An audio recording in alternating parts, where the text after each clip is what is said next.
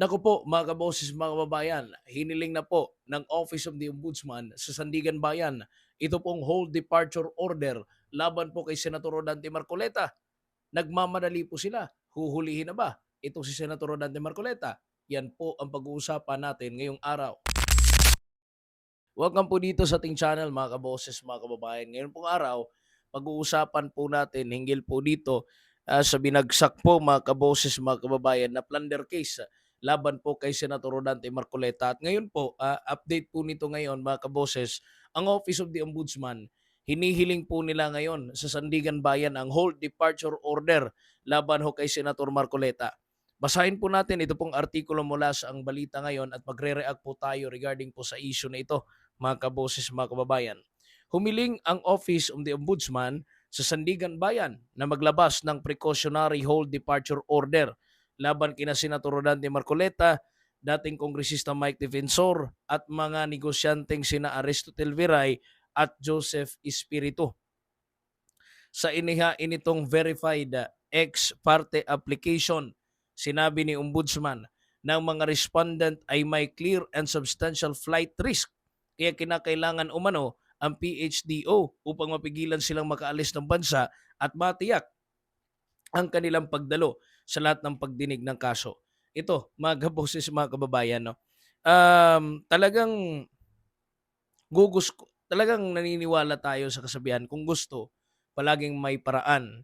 Kung ayaw, maraming dahilan. At yan po ang ihahalin tulad po natin ito. Ano po mga kaboses, mga kababayan, sa nangyayari po ngayon. Ito, example, gustong-gusto talaga nila noon na file ng kaso si Senator Rodante Marcoleta, sina Mike Defensor, mga kaboses, dahil po sa alleged plunder raw po mga kaboses, mga kababayan, doon po sa 75 million na sinasabi nga po nila na donation na binigay mga kaboses, mga kababayan ni kay Senator Rodante Marcoleta noong po siya'y kongresista pa po, mga kaboses. Now, ang tagal na po noon, mga kaboses, mga kababayan, ang layo po sa issue ng flood control, mga kaboses, mga kababayan, na napakalaki po ngayon na sumabog, ano po mga kaboses, mga kababayan, dito sa timbayan kasi billion-billion yung nawawala. Ano po, dito sa 75 million, ito yung inaatake nila ngayon. At itong si Rodante Marcoleta, Mike Defensor, ito, maiingay rin ito, mga kaboses, mga kababayan, di ba? Na talagang tumutulig sa Marcos administration at talagang makikita rin natin yun pong kanila pong panig mga kaboses na pumapanig po talaga doon po sa mga Duterte. Kaya po yung mga DDS supporter, napakalaking suporta po nila na binigay po kay Senator Rodante Marcoleta at naririnig po natin no, lalo na po sa mga sentimiento ng mga DDS po, ng mga supporters, mga kaboses, mga kababayan, na talagang kine-question nila ito pong ombudsman ngayon at ang administrasyong Marcos, mga kaboses, mga kababayan, dahil po sa nakikita nilang selective justice. Ano po? At pansin rin po yan, hindi lamang po ng mga DDS supporter, napakarami pong mga tao ang nakapansin po, mga kaboses, mga kababayan, na meron talagang selective justice. Biruin mo naman, mga kaboses, mga kababayan, di ba po? Nung una, binasura, yun pong ah, case laban po kay Romualdez, mga kaboses, si Manuel Bunuan, ginawa po nilang state witness, ano po, na isang leader, mga kaboses, mga babayan, o secretary po ng DPWH sa panahon po na talamak po ang flood control. Di ba? So, pangatlo, mga kaboses, mga kababayan, in-archive ngayon ng Sandigan Bayan yun pong kaso laban kay Saldico kasi lagpas 6 months na daw po, hindi pa daw po nagpapakita itong si Saldico, mga kaboses, mga kababayan. At ibabalik lamang daw po yun pong kaso ni Saldico kapag nahuli na raw po. Pwede ba yan, mga kaboses, mga kababayan? Sinabi po dito, mga kaboses, ng Office of the Ombudsman, may clear and substantial flight risk. Ito, kahapon po o nung nakaraang araw po, mga kaboses, mga kababayan, sinabi po ni Senator Rodante Marcoleta na handa siyang nagpakulong, mga kaboses, mga kababayan, kung sakaling meron na siyang warrant of arrest. At ito, mantakin nyo ito, mga kaboses, mga kababayan. Si Senator Rodante Marcoleta po, matagal na po niyang alam na meron pong nilulutong kaso laban sa kanya at meron po siyang warrant of arrest. Kung ako si Senator Rodante Marcoleta, kung meron na akong tip, di ba? Noon, mga kaboses, kung balak ko talagang tumakas, edi sana noon pa tumakas na ito si Senator Rodante Marcoleta, di ba po? Mga kaboses, mga kababayan, ano sa tingin nyo? Di ba? Sana noon pa, no? na plano na ni Marcoleta na aalis siya o tatakas siya mga kaboss mga kababayan, pero hindi niya ginawa. At nagpakita po siya sa rally noong nakaraang araw na akala po nila nga mga kaboss mga kababayan na nandun na po yung warrant of arrest, di ba? Sinabi ni Senator Rodante Marcoleta na handa siyang magpakulong. So saan dito ngayon itong clear and substantial flight risk? In-apply po nila ito kay Senator Rodante Marcoleta sa questionable lamang po mga kaboses mga kababayan na 75 million na donation alleged mga kaboses mga kababayan. Although binanggit rin niya ni Senator Rodante Marcoleta kasi po bawal raw po under sa plunder mga kaboses mga kababayan, hindi raw po pwede kahit na tumanggap no ng pera sa ibang mga tao mga kaboses mga kababayan, yun pong sitting public office ano po mga kaboses mga kababayan o isang public official, di ba?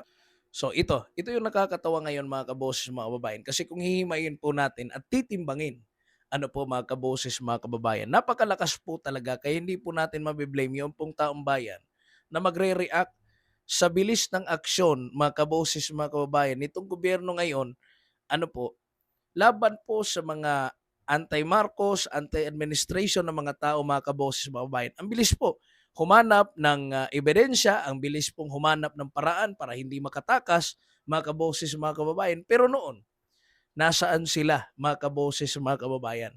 Nasaan po yung kanila pong tapang noong pong panahon ni Nazaldico na alam na po nila, mga kaboses, mga kababayan, na posibleng meron po makakasuhan diyan po mismo sa Kongreso, meron po mapafile ng case, may under investigation kasi merong talamak na nakawan sa gobyerno, billion-billion, hindi po milyon mga kaboses mga kababayan. Pero still, natakasan po itong ating gobyerno, mga kaboses mga kababayan.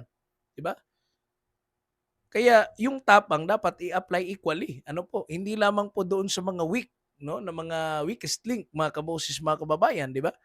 So hindi mo talaga may blame yung taong bayan na makapagsabi sila na parang merong selective justice ito nangyayari. Ano, no? Mga kaboses, mga kababayan. Kasi nauna pa nga yung mga ano yung mga alleged case flood control, mga kaboses, mga kababayan, na si Escudero at Villanueva, 'di ba? Ang ingay nila noon nung si Villanueva at si Chis nasa kabila pa, nasa grupo pa ni na Marcoleta. Nung lumipat yung dalawa, biglang nagtikom lahat mga kaboses, mga kababayan. At papalapit na po ang ito nga hong impeachment trial ni Vice President Sara Duterte, nangangailangan po ng numero ng mga votes, mga kaboses, mga kababayan. Ha? Coincidence ba ito? Ano po? Minsan ano talaga tayo, no? Makaka-question talaga tayo minsan, mga kaboses, mga kababayan. Dahil po yan sa pagbalanse po natin sa mga pangyayari po sa bayan. Ano po? So, kagaya nito, balikan natin yung kung gusto, palaging may paraan, kung ayaw, maraming dahilan, 'di ba? Ang dami po nilang idadahilan bakit raw po binasura ng ombudsman yung isang kaso ni Romualdez kasi kulang daw po, hilaw daw po, kulang po yung mga evidences na nakalap ng NBI kaya sila daw po yung ano, tapos ngayon ipapalabas na naman nila na si Bunuan, mga kaboses, mga kababayan, tatayo bilang state witness at magbibigay rin po ng solid evidence para ituro itong si Romualdez. Version po yan nila, mga kaboses, mga kababayan. For what reason? For for Romualdez lang. So, ano pa yung mga ebidensya, di ba? Mga kaboses, mga kababayan. Now, maliban dyan, i-archive yung kay Zaldico, may mga rason. May 6 months, ganito, Sandigan Bayan, mga kaboses, mga kababayan. Although, hindi naman natin talaga no yung institusyon mismo mga kaboses, but yung trabaho ba no mga kaboses, mga kababayan, ngayon ang ating gobyerno, mga kaboses. So ayon dito, kaugnay ito ng isinampang kasong plunder, paglabag sa Presidential Decree number 46 at indirect bribery laban sa mga respondent. Ang PHDO ay isang utos ng korte sa Bureau of Immigration sa pansamantalang pagbabawal sa isang akusado o respondent na umalis ng Pilipinas habang dinidinig ang kaso. Nasa Sandigan Bayan na ang pagpapasya kung magbibigyan ng kahilingan ng ombudsman. So ayan. So parang talagang masasaktan mga kaboses, mga kababayan. Yun pong mga nauna no okay ngayon yung mga hinahabol, mga kaboses, mga kababayan, kasi unfair doon sa mga nauna, yung mga nauna doon sa abroad. ang hirap pong habulin mga kaboss mga kababayan. So kayo, ano po yung reaksyon, opinion, suggestion po ninyo regarding po sa pag-usapan po natin ngayong araw? Isa lamang po ating panawagan. Transparency and accountability, fair justice, hindi po selective.